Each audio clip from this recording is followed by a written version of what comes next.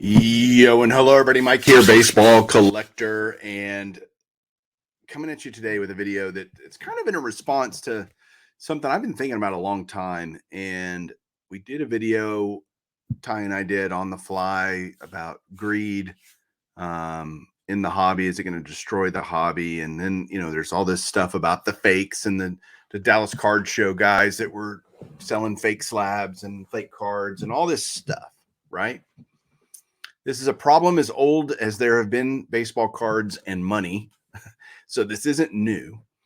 And we really, believe it or not, I don't know why people have these short memories, but we dealt with this a lot during Slabgate, Trimgate, PWCC, and all this different stuff that happened literally just a couple of years ago. In fact, I did a video about how to fix this 2.5 years ago.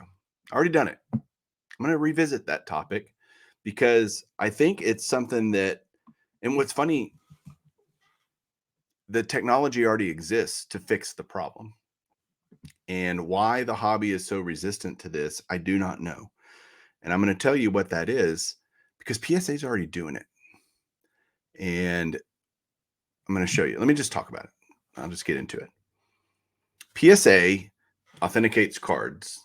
They slab them up, assign a grade to them, say, yep, this is a real Michael Jordan rookie, Tom Brady rookie.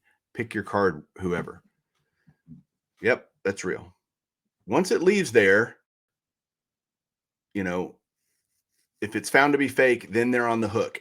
If somebody else makes a fake card or whatever, has a fake card, makes a fake slab with a fake flip, that's not on PSA. They had nothing to do with that process. They didn't authenticate a bad card. Someone just used their process to make a fake from start to finish. And so how can you protect against that? How can you say, nope, this is that Michael Jordan that has that serial number. This is it. We authenticated that it's real. Here it is. And they do it already. And you say, well, what are you talking about, Mike? Well, I grade a lot of autographs with PSA DNA. That's their autograph house and autograph side of the house. And they authenticate the autograph. Here's their autograph authentication process right here. Hold this off. This is off their website. If I scroll down, you can see, this is PSA's website. But here's their autograph authentication process. Number one, they examine the autograph. Number two, anti-counterfeiting. Once the autograph is deemed genuine, the item is marked with invisible ink that contains a synthetic DNA sequence specific to PSA. That whole synthetic DNA technology, I tried to read up on it to try to understand what it is, but I couldn't really find a whole lot of great information. A certification sticker bearing an alphanumeric serial number is also provided, yada, yada. Every item they authenticate, they put this ink on it. They mark it with this ink that says, basically, it's got think DNA. It's a unique stamp / serial number / QR code, whatever you want to call it, that if you identify that, yep, that's real. That's a PSA item. They looked at this, etc. Why can't you do the same thing on a card? And you say, I can hear it now. No way am I adding ink, or invisible or not, to a Michael Jordan rookie or a Tom Brady rookie. You're crazy. That's impossible.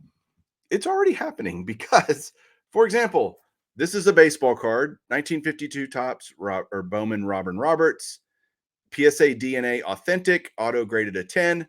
Somewhere on this item, I have no idea where because I don't have a black light or whatever special light you need to see this ink. I can't see it. It hasn't damaged the card. It hasn't done anything other than I know it's there because they say that that's what they do. A Rod Carew rookie that is signed, authenticated by PSA DNA.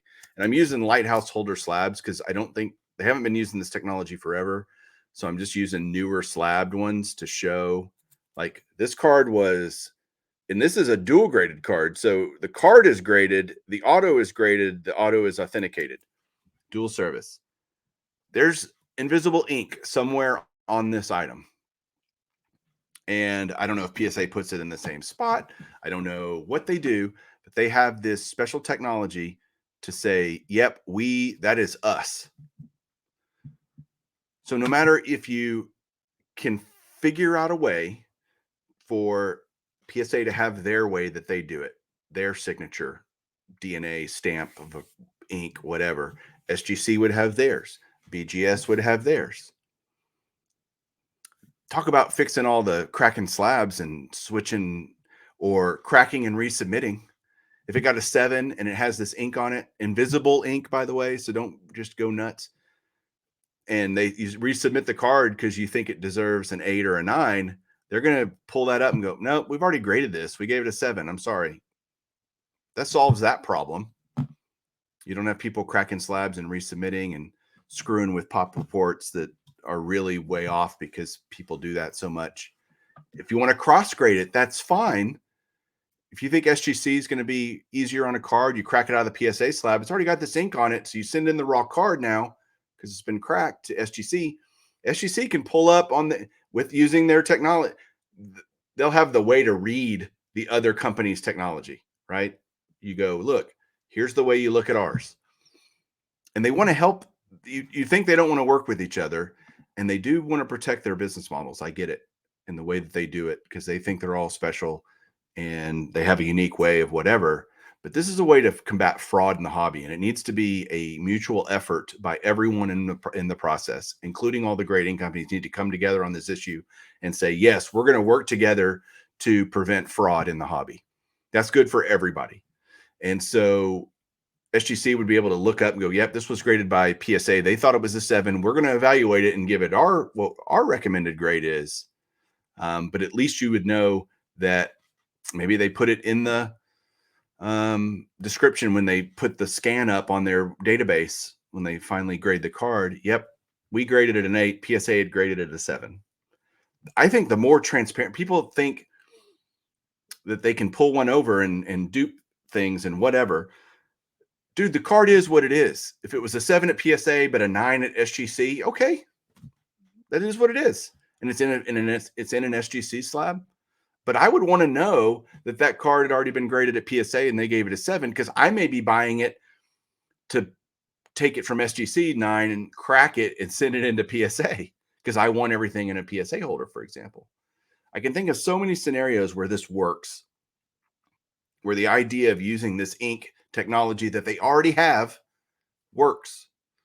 And if you had at big shows, or I'm not saying this solves every single scenario and every single possible problem that can exist, but I would never buy a card or trade for a card like a Jordan rookie, like a big card without some way to verify that is the actual card.